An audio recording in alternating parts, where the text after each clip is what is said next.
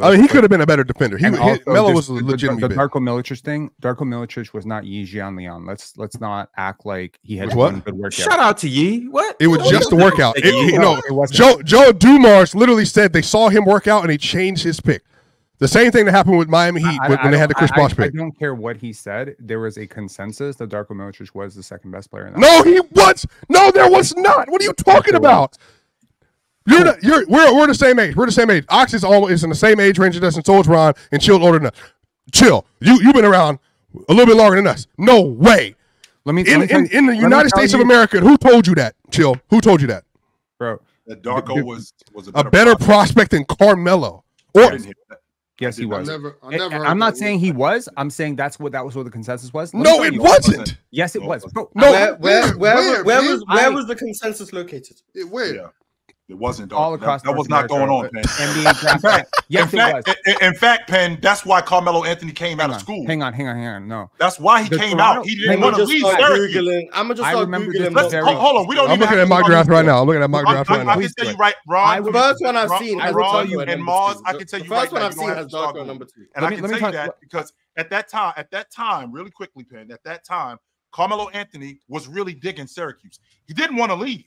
Oh, Lord. He did not want to leave. The problem was that he turned out. Problem was the word is. I got one from 2003 in February. Right now, Melo's number 2, and then Chris Duhon's number 3, Dwayne Wade's number 4, Ricky Paulding's number 5, number 6 is David Harrison, number 7 is Kendrick Perkins, number 8 Kirk Heimer. Where is Darko?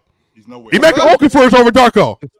Two I've looked at. You don't get to scream over someone who was like really there and watching. What do you mean really there? We were on the same age. Why was he a better prospect, or why did where did you hear he was a better prospect? Okay, so it was in the 2-3. First of all, let's just put into context two things.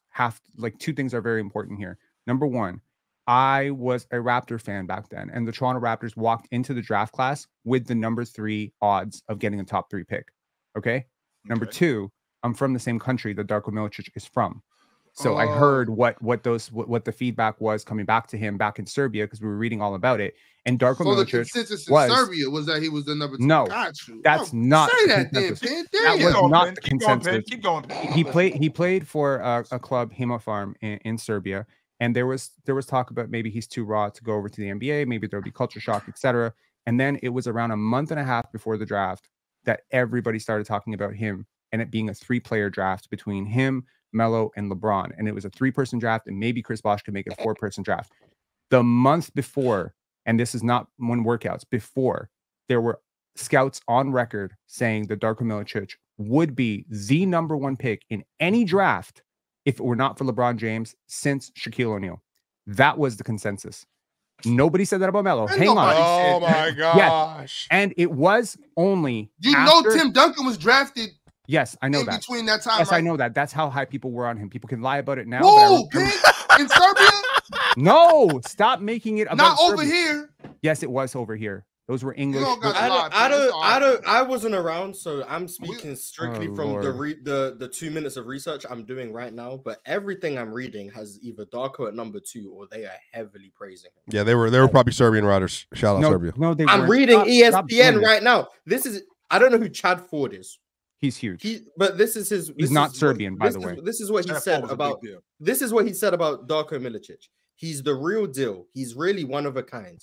He runs the floor, handles the ball, shoots the NBA 3-pointer, plays with his back to the basket, so you can slot him in at the 3, 4, or 5. What sets Darko apart is his toughness in the post. You have to love a guy who has the footwork to spin by an opponent, but still prefers to lower a shoulder and bang. Fact is, Milicic plays in attack mode at both ends of the floor. The more you push, the more he pushes back. He's got a great frame. He'll definitely get stronger. He'll have no problem holding his own in the post. That was his projection for who the second best player in the draft class was. So these are the same. These are the same MVP voters. Hold on, y'all. We got one mic, y'all. We got one mic. But that was him saying he thinks Darko should go number 2 behind LeBron. That's the third one I've read. That was the ESPN. NBA Draft.net had the same thing. NBA Draft.net had him at number 2. That was the first one I seen. It had him at number 2, Carmelo at 3, Chris Bosh 4, Kirk Heinrich 5, Chris Kaman 6, D Wade 7. That was the first link I seen. Then I've got, I don't know what website this is. iBiblio. I don't know what this is, but it had Darko at 2, Carmelo at 3, LeBron at 1, obviously. And then I was going to keep reading, but everything I've seen so far has Darko at 2. The reason I'm saying this is because I used to play NBA Live 2001, and I used to run the mocks, and I would have, I don't know if y'all remember this, NBA Live 2001. Tim Duncan was on the cover of 2000. So what I would do is they had this feature on the PC where you could basically print your face on a creative player. And I created all these draft classes, and I would always draft Carmelo to the Raptors because I was a huge Carmelo fan. Just to put that in the context, I'm not a Bosch fan. I was a Melo fan. And when the Raptors had the 3rd best odds, I was like, oh my God, we got Carmelo Anthony. That was a month before the draft. That was before workouts. That's before Darko came over. So I don't give a shit what Joe Dumars says. The consensus by far was that Darko goes number 1 in any draft if it were not for LeBron James since Shaq. And the reason for that, and please understand where we were in the era of big men. Big men always went number 1. So the idea that LeBron was going over him was because LeBron was generational. But there were some people, and I'm not kidding. There were some people who felt maybe LeBron will be the wrong pick instead of Darko. I promise you that you went here and then you went up. Bro, here. I'm not saying I agreed with it. I like LeBron. I watched LeBron in high school. Stop making it sound like so people run. Some people said that. They did say that. All right. I don't think that. I never thought that. I watched Darko play once, and he looked very raw. But I saw the potential that everyone saw in him. Penn, I seen him play one time too. I legitimately thought he would go number 1 after watching him play that game. But proceed. So and it's worth noting. It's also worth noting. Can you do that? People like to rewrite the draft all the time. They like to pretend because they like to run away from the takes that they had.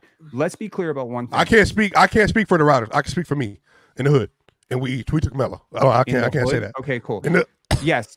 A lot of people felt that this hyped European pick, blah blah blah. You know, because Dirk had struggled in '98 and all that stuff. Okay, look, there was Dirk was good by this point.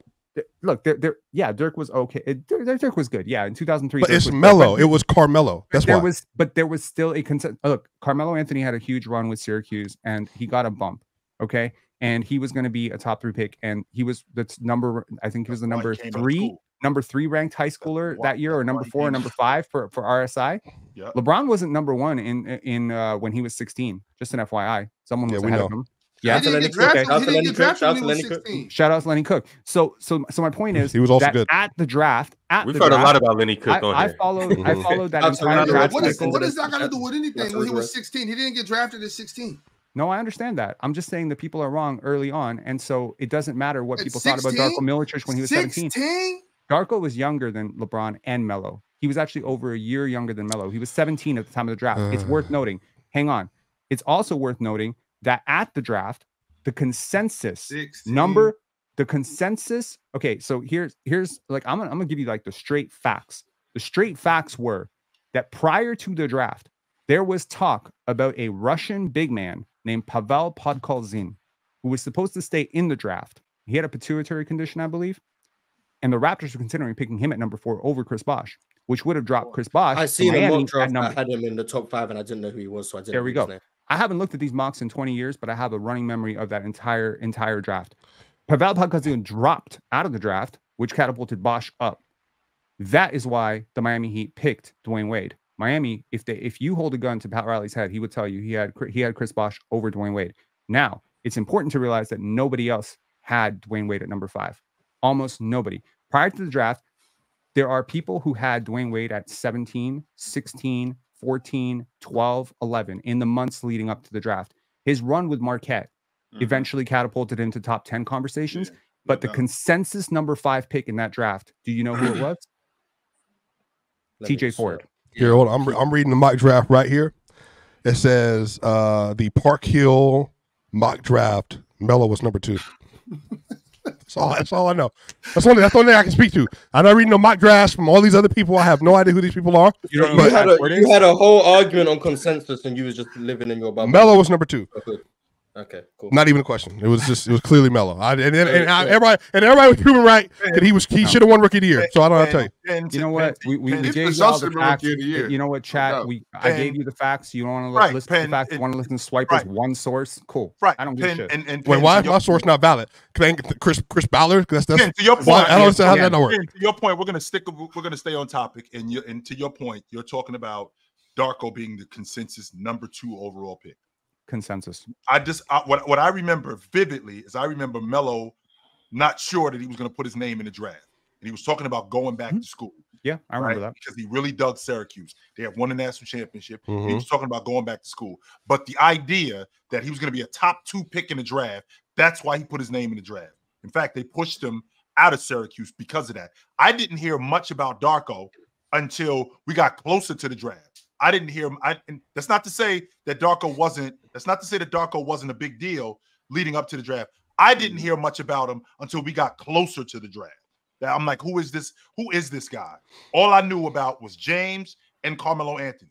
I saw Dwayne Wade in the tournament. I saw Chris Bosh early on when he was playing at Georgia Tech. They weren't very good, but I saw Chris Bosh. I didn't see much about Darko. And to be fair, I am so glad that he didn't go to number 2 because I'm 100% confident Larry Brown would have wrecked him.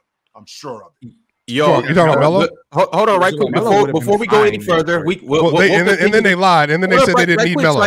Well, because we about to dive deeper into this. My man Teddy Hart sent through a $25 super chat. He said any rookies outside of maybe Bron would have struggled under Larry Brown's coaching. I believe Darko wasn't truly as bad as he seemed if he'd been drafted to a better situation. Coach Brown was a rookie killer. He sent through a follow-up super chat. He said even Ben Wallace in a recent interview said Darko was actually good, just drafted to the wrong situation. Yeah, but they also said they didn't need Melo. They literally said they didn't even need Melo. It was the same thing. I don't think anybody questions whether or not Darko was good or not. Darko, he was a good player. Darko definitely had a rare skill set at the time. I don't think anybody questions that. It just doesn't always translate in the league. You know what I mean? A lot of people that are great basketball players don't translate into the NBA, and that's fine. He was like I'm not trying to question Darko. All I'm saying is that I never heard that he was. Me neither. Supposed to go over Melo, but that maybe my sources, especially at 12 years old. You know yeah, 12. I was gonna say 12 years old. You guys were preteens. You weren't really gonna be. That's what I'm saying. Maybe that's what it is. At 12, we was in the hoop, like definitely. Yeah, but you weren't gonna be analyzing the consensus. I was 15. No, and there was no Twitter articles at the time. So yes, I was very, very researched on it. Okay, I was writing articles too, but it was on Benjamin Franklin and all that stuff. Jordan, cool. Homework assignments. Are you acting like I didn't go to school or something? Like what is it? That's such a weird flex. I'm telling you about. Meaning we weren't writing about basketball at 12 years old. There was no market for that. There was no social media. When we were in middle school, when all this was going down, Darko Milicic had no motion among my group. I don't know. I can't say I can't. That's what I'm saying. I don't know anybody else. But Red Shield disciples, that's all we stood on. We knew Melo went to Syracuse, averaged 20 and 10, took them to the national championship, and then won. Beat Kansas and everybody on the way. And we watched LeBron in 02-03, and then we watched Melo and said, that's the second best player coming out the draft. No question. Red Shield disciples. Go 21 years. That was our school. Change one bit. I mean, that was our AAU team. And we won everything. Keep standing on business, Swiper. Because y'all stayed where y'all was at. We literally won everything. Y'all never caught. Y'all won everything. No, we went to everything. We went to the Kingwood tournament. Went to the ABCD. We went to all that stuff. We won everything. That was on the west side of you went to the ABC. You went. The Red Shield disciples we had a basketball program and a football program, and just y'all was playing in the bronze division. No, we won the national championship in Vegas in football. So no, we were obviously good. I'm here to tell you the CD would have smacked y'all. I'm telling y'all right now. If you would have ran into us, especially in football, especially you, Squanny, you would have got your head rocked. That's a fact. That's a fact. It was different. I'm not even telling you. I'm telling you right now. You would have got. Bro, we had everybody and let me just everybody from our team. The next year, 5A football, 5A basketball. Multiple players playing varsity immediately, including yours truly. So you can step to whatever you want, Ron. I'm telling you that right now. You walk into us in AU, we cooking you any day of the week. Any day of the week. Any day of the week. So no, that's what I'm saying. In my group, I can't speak to all that. And so, Penn, you got your sources and all that stuff. That's cool. I didn't hear any of that, but that wasn't me. I was in a very obviously small source. Picking up some shit from the dark web. No, I'm saying like according to the internet, ESPN had him at number 2 in the mock draft a month before the draft. According to the internet, I agree. I'm saying among those people, they thought I'm saying among them, they thought that. I had never heard that at that point in time. I'm saying we're gonna move on, okay? We talking in circles. We talking in circles. Kyrie level, you are hitting Kyrie like flat Earth levels. Of Kyrie slander. Relax, bro. Relax. Man, all he's saying is that he never heard it. He not. That's all I said. He never said. Who cares? That's what we're talking about. We moving on. This conversation started about what the consensus was. So Swiper changing it to what he heard in his little town in Colorado is disingenuous. Damn, so you said a little town in Colorado? Did you say a little town? Right? I don't care where you're from. You're a big town. The goalpost from the consensus 10-minute. Colorado's not a town. Colorado's not a town. It's not a town. It's not a He town. said a little town in Colorado. Why y'all being so sensitive today? It's Denver. Denver's a metro city. Out of your playbook. Nobody cares. Nobody cares, Swiper. Nobody cares. All right. Nobody cares.